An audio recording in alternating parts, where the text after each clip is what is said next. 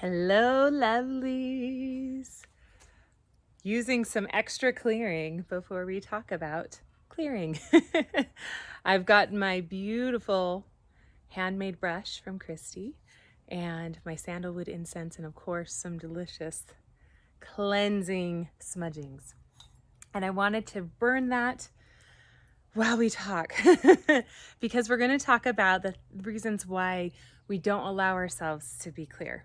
And perhaps some of the ways that you can start offering some of that deeper sense of clarity and clearing of yourself and finding of who you are. So I'm going to embrace all the smudging.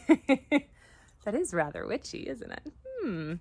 While we talk. Wow, that really is smudging. We're just going to cleanse all of the space. Oh, I love it.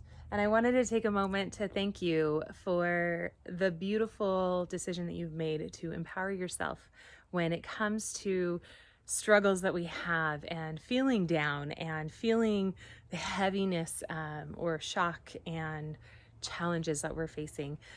It's really easy to allow ourselves to fall into the funk, to give up, to get depressed, and to just stop trying. And too many times we know too many people that have done that.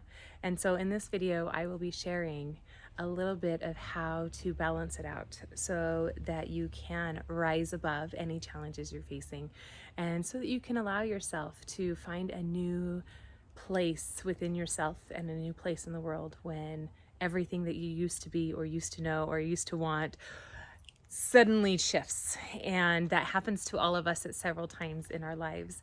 And right now, it's probably no exception for you, at least one of you. So my intention in this video is to share how to create a clear vessel. This beautiful body we have is simply our vessel. It's our guiding point. It's our tool that we get to experience with and learn with and retain information with. And we want to move through some of the things that might be blocking us from having the vessel be as clear as humanly possible. When all burns away or blows up and everything starts to shift, we are sometimes all that remains. And usually when we get to that point, one of the first questions we ask ourselves is, where do I fit? Who am I even in this?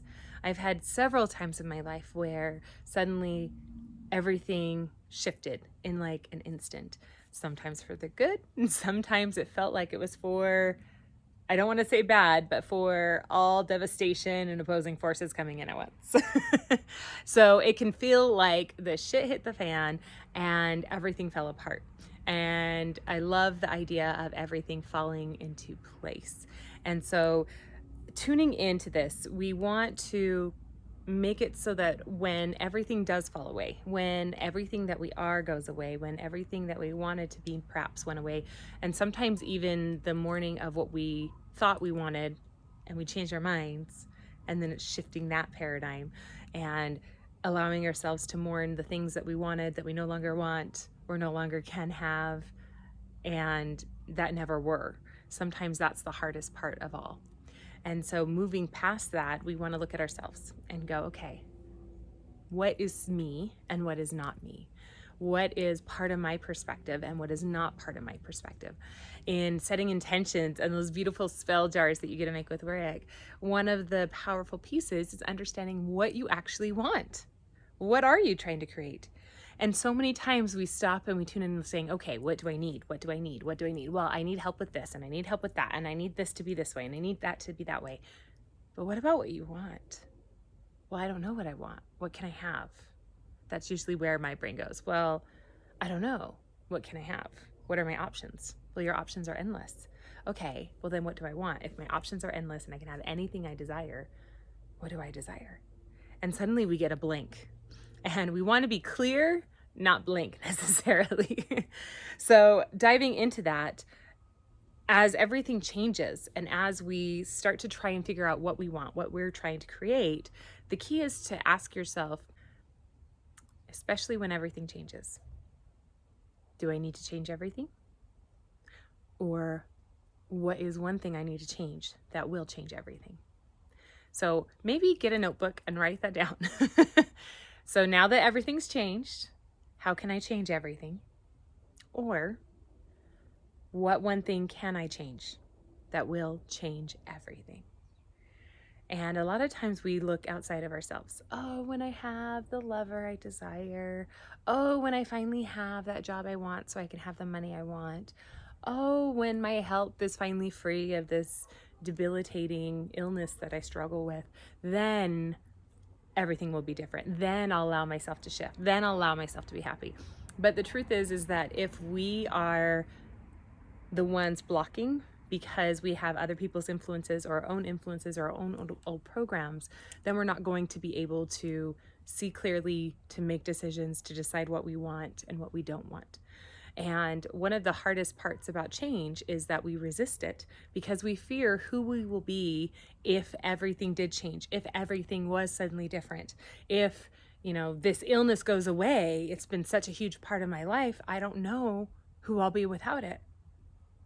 And that's kind of scary. Or I've been so used to being single, I don't know what it would be like to have a healthy relationship. And what if I ruin that one? What if they ruin it? What if it's worse than relationships I've had in the past? I don't know what that looks like. That's scary. Or I know what it's like to be in this unhealthy relationship. I don't know what it's like to be all by myself. Because then I wouldn't have anybody influencing me. Then I wouldn't have anybody telling me their opinion and making me either shrink or rise or conform. Some of us are masters at being a chameleon. We're really great at being exactly what somebody else wants us to be. Really great at it. Too great sometimes. And instead of being a chameleon, we get to say, no, what am I? And if it's a blank, it's also scary because that blank slate means we don't have somebody telling us what we are, which means we create it, which means what if we create wrong? What if we choose wrong? Here's a little hint. If you create or choose wrong, guess what? You can always change your mind. And people will just think you're a little crazy, and it's fine because people like me will celebrate you're crazy. So you're welcome. And it's interesting because a lot of times we will release and we will clear something and we will move past something. And then we go back to those same old reference points and they anchor us back into the old version of ourselves, or they anchor us back into the old patterns. So take a moment and assess for yourself what programs might be yanking you back each time you take progress and cycle you back or yank you back to who you used to be. Because a lot of times we are hard on ourselves because we try and make change. And as we try and make change, we notice that the changes aren't happening. And we don't understand that why they're not sticking and why they're not continuing to move forward. And we keep being yanked back. It's like 1 step forward, 5 steps yanked back. Never mind. I'm not going to try anymore. And then we get sick of that. And then we start moving forward again. And then we yank ourselves back again. That's because the reference points are still there. That's because the old programs and the old understanding and the old beliefs of who we are and who we aren't are still active. So we get to remove those. And sometimes we resist removing those because if we were to remove them, all the old stories, all the old programs, all the beliefs, if we're starting to release those, suddenly we don't have a reason to be weird, broken, crazy, sad, limited, not getting what we want, and we're our own master. If we don't have something we want, it's our fault. And so sometimes it's easier to blame the stories, blame the programs, blame who we used to be, so we don't have to feel responsible for not getting what we want. We can blame God. We can blame the universe. We can blame the neighbor next door. We can blame our ex-husbands. We can blame everybody else. But when we allow ourselves to remove those reference points, then who we are is limitless. Then we can be anything. And then everything we were gets to go away and doesn't have to stay. Because if it doesn't have to stay, it doesn't have to be part of us. And then the next block we usually have is, well, then will I still be loved? Will everybody I love and want in my life go away? Will everybody leave my world? Will people suddenly not love me anymore? Yeah, the toxic people might. Yeah, they might. The people who've been using you or you've been chameleoning for, that's a word I just made up, being a chameleon for, the people you've been being a chameleon for and people pleasing, they're going to have a huge problem with it. They're going to think you're suddenly selfish and weird and you've gone dark or gone bizarre. And like, I remember one time I heard people, people like to talk, and when people say bad things, they like to share those bad things with you. If you hear a bad thing about me, you don't need to share it with me. I promise I'm okay not knowing it. But people like to do this.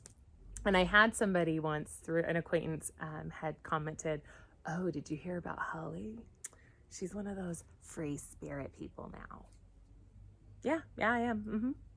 As opposed to a chained rock. Like, I don't know what the opposite of that would be. But you're right. I am absolutely free. And I enjoy spirit all the time. As the smoke bubbles up, I love this. And so honoring that person, because they couldn't support the person I actually desired to be, they weren't part of my life anymore. And there's a reason why it felt so weird and awkward to them that they had to share it with someone else, because they didn't know how to handle that. And so, yeah, you will have people that won't know how to handle you.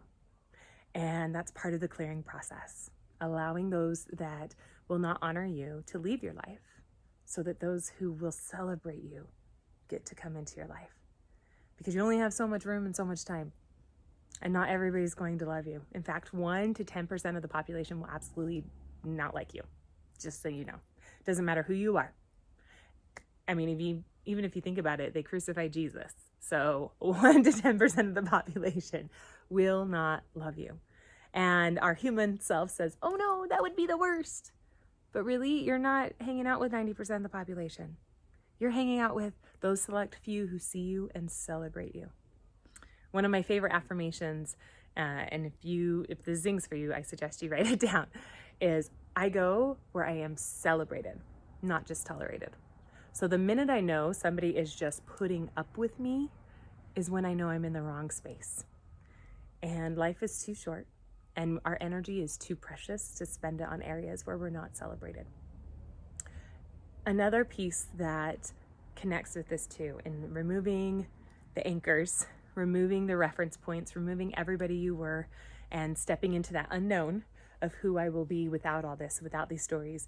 Another piece is a lot like reading the end of a book before you get the whole story, and knowing that either, the two characters end up running away into the sunset and are happy together forever, or the main character dies, or they both, Romeo and Juliet, they both kill themselves in the end. It makes it really hard to enjoy the journey, because you know how it ends. So every second and every minute you're like, is this it when it ends? Is this it when it ends? Is this it? Is this it? Is this it? Oh, I know they get together eventually. Is this it? Is this it? Is this it? And you're waiting on that one thing. You missed the whole story. You missed all the dance and all the beautiful, delicious colors and words and art and visuals that you could have seen by expecting that one end. And also, how open is your mind to possibilities? It's very narrow.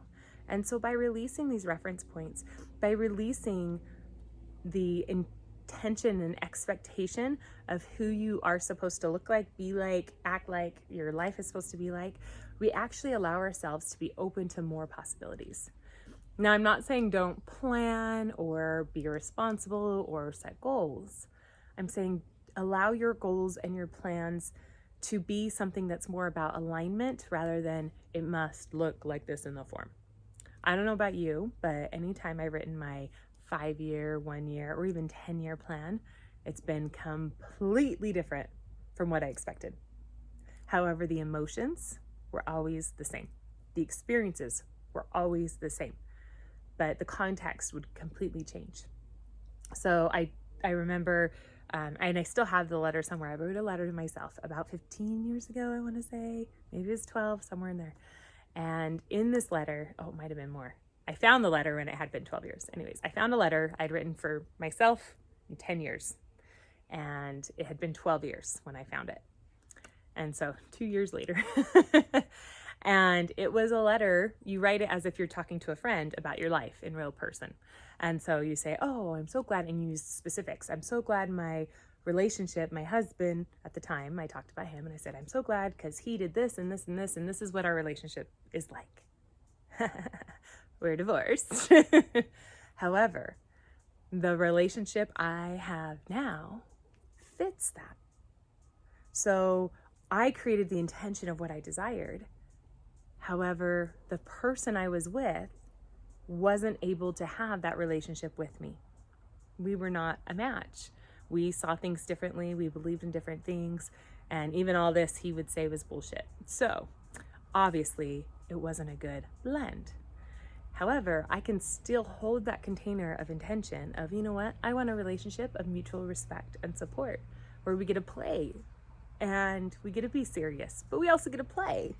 And you know how to laugh. And guess what? The person I'm with loves to laugh.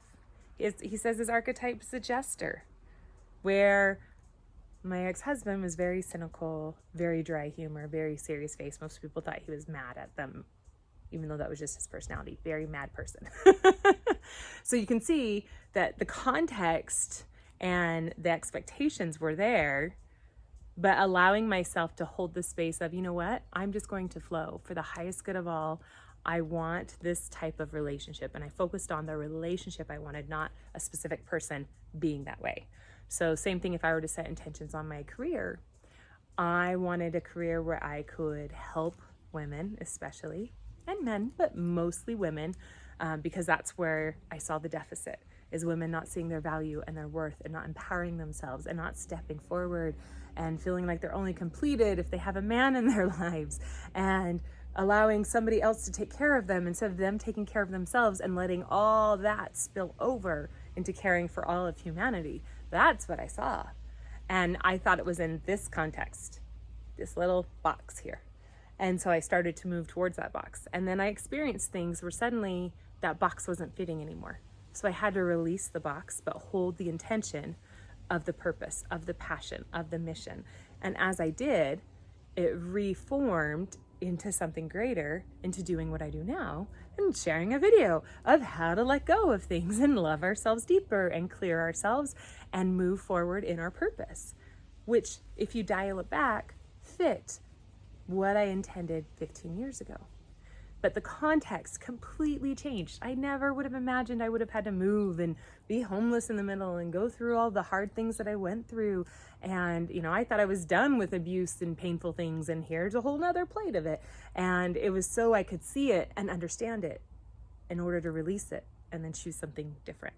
And yes, I'm going to have different struggles. And yes, I'm still going to have challenges, but they'll be different.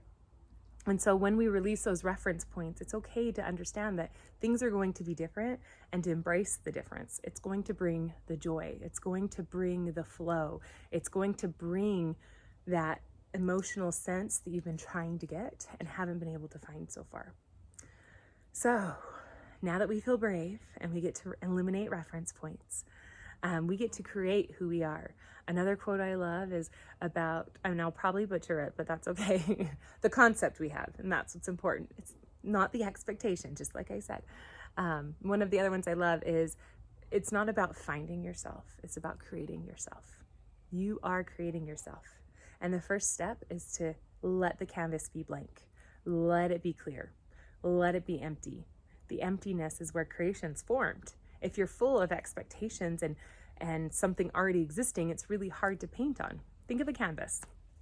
And on that canvas, even if you take raw paint and just go splash onto the canvas, now paint something, you're going to be influenced by whatever splashes are on there. Now, you may have intended to paint a butterfly, and one of those splashes may kind of look like a butterfly, but it's going to change the way your butterfly will look. Where if we go, you know what, I'm just going to paint all this white again, then you can paint a butterfly as big as you want, or as small as you want, or maybe a side angle versus an open angle, where if you're following the color splotches that are already there, it limits the type of butterfly you get to paint.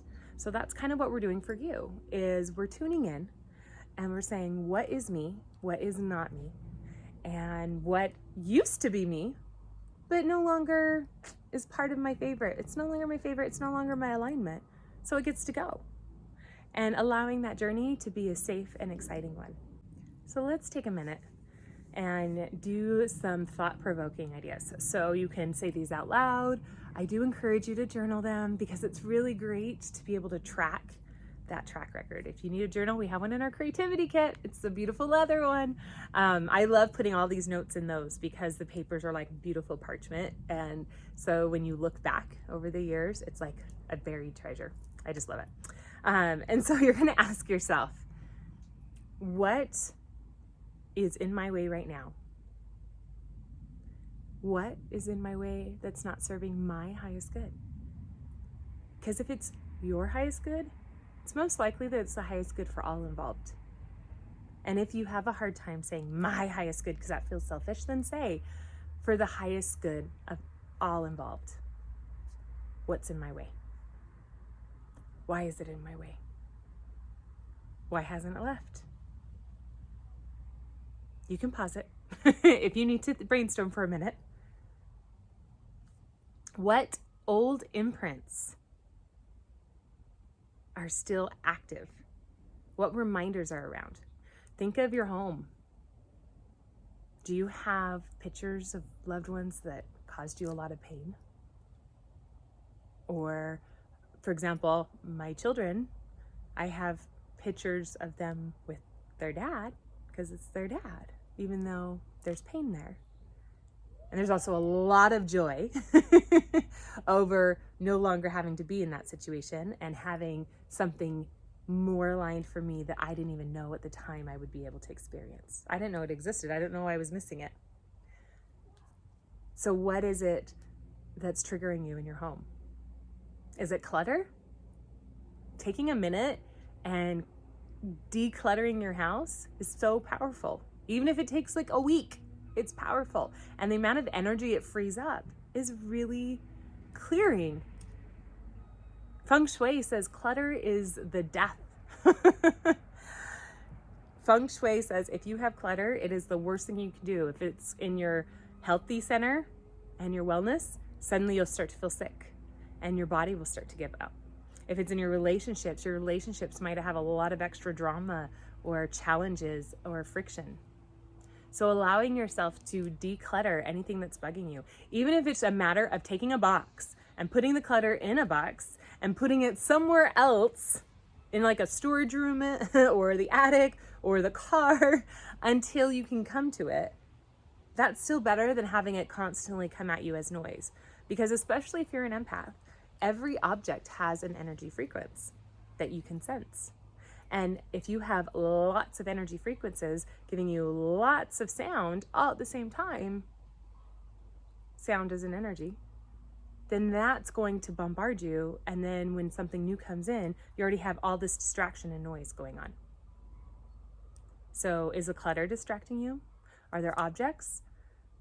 I have objects that are from deceased relatives. And you know what? Honestly, sometimes they make me sad. So sometimes I don't have them on display. Sometimes I put them in a cute little box in the top of my closet. And then when I'm ready to do my altar for my ancestors, I pull them out and I put them out. And I experience all that joy. What is it that's distracting you? We use distraction a lot, when we are avoiding having to step into something new, when we want to avoid stepping into claiming something, when we want to move forward, but we're really just scared. I call it creative avoidance. You can find 1,000 things that need to be done. So if your clutter's not really bugging you and you're using to avoid, that's not bueno either.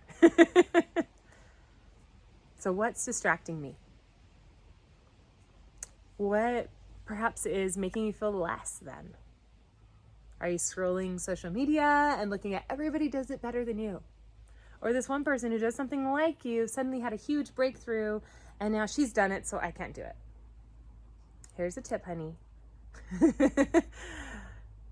No one's going to do what you do like the way you do it at all. Recently, I got to spend some amazing sacred time with 11 new practitioners for intuitive healing and sound therapy and earth medicine. And I have to say, these ladies are epic and powerful. Does it discredit my ability to be me and still offer my healings? No. In fact, they're each so different that the same person can have a session with each one and we'll get something completely different each time. That's the beauty of community. That's the beauty of coming together. So when you feel triggered by comparison, allowing yourself to say, hey, look how aligned I am. I know this person that's doing something similar to what I want to do. Wow, I am really in alignment. Do you know how many times somebody has messaged me and asked if something I said came from somebody else's book or podcast or TED Talk? I think my favorite was Brene Brown. And it was years ago, and somebody had said, oh my gosh, I love her book too. And I was like, whose book? I didn't write a book on this. And I was so confused that I probably sounded like an idiot. And she said, oh, Brene Brown's. Didn't you get that from her book and on vulnerability or whatever it was? And I was like, nope, I haven't read it, but I will, but I haven't read it. They're like, oh, huh. And I went, huh. And you know what that told me? We're talking to the same spirits. It tells me, oh, I'm in alignment, because all the information I'm getting at that time was all from spirit. It was all intuitive. It was all, this is what I'm feeling, and this is how I'm explaining what I'm feeling, because I can feel that other people are feeling it. And somebody had already written a book on it. Wow. I could compare myself and I could feel less than. Or I could turn around and go, wow, Hollie knows some stuff. I'm going to keep going. That's what we want to harness. When you see somebody doing something similar, say, wow, this is really cool. I must be onto something. I must be talking to the right spirits. Yeah, I'm going to keep going. And this applies to any area of your life.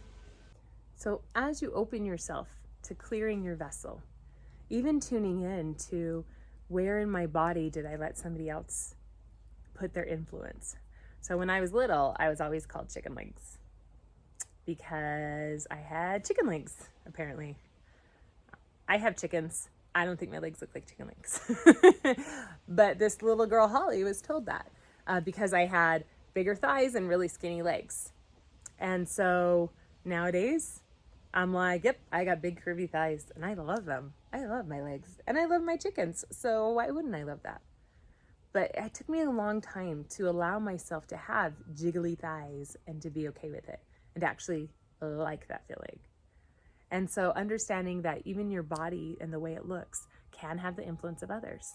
So ask yourself, where in my body have I let others influence?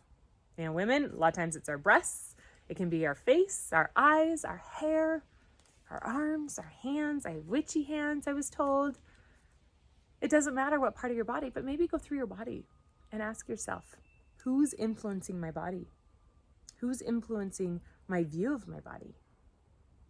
Who's influencing my mind? And after you go through and you make your list, I would recommend you save it or burn it if it feels like something you want to do. You can also burn that list. Or perhaps you can make a list specifically to burn. After you make that list and you're ready to burn it, I would burn your incense and would actually smudge yourself with it. So you do it under your arms, under your feet, under your lower regions, around, and really enjoy allowing the smoke to blend. Or if there's someone who can support you, you can have them dust it with your beautiful brush, or even just dust yourself. Perhaps this would be a good time to go and use your salt scrub or your beautiful handmade soap and really purge your body of influences, of impressions from others and expectations from others. As you lather up your body, even saying, I release others' expectations of this beautiful vessel. I release my false expectations of this beautiful vessel. Thank you for being my vessel. Thank you for being my partner. And really let yourself feel your body respond with that sense of clarity and that sense of ease. In the next video, it's a video where I will be drumming and going through and helping to put words to some of the things that we're clearing out of our bodies and out of our minds. You can also use your selenite moon and scroll it along your body and state that you're releasing the attachments and strings and cords that other people hold on to you. You are no longer their puppet. You are free. Perhaps reminding yourself how much you love feeling free, how much you love feeling clear. And if you've been following my videos for some time, You're not going to be surprised, but with an affirmation. Affirmations help us to solidify what we've chosen to put into our bodies and into our minds. And the most powerful affirmations are always I feel, never I am. Because when we say I am, we look for evidence or proof. So if I were to say I am clear, you're like, well, except for this one thing, or what about this? And your mind looks for proof. Instead, if I were to say, I love feeling clear. I love feeling clear. I love feeling clear. That's going to bring in so much more. I love feeling free. Oh, I love feeling free. I love feeling free. So after you feel like you've released, I encourage you to use those statements as you set your intentions, as you set your crystal grid, as you do your beautiful spell and meditation with Rick. I love feeling free. I love feeling free to be me. Love you guys. Enjoy.